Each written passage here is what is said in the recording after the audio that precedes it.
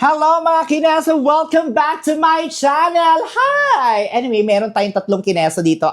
What I mean, tatlong goyard. Pero isa lang ang iuuwi mo today. Ready ka nang pumili. Alright. Imagine this isang bag na sasabay sa lifestyle mo at hindi ka pahihirapan. If you love space, effortless chic, yung green velvet tote na very latest kasi may clip na siya mga mami. This is perfect because you can dala this sa lahat ng mga work mo or quick getaways pero still classy. 138,500 lang to. This is good as new. Yes, you know what I'm saying. Kung ikaw naman yung on the go pero minimalist ang atake, we have the Burgundy Mini Anjou. Small but functional and lightweight pa. Easy, elegant as in everyday.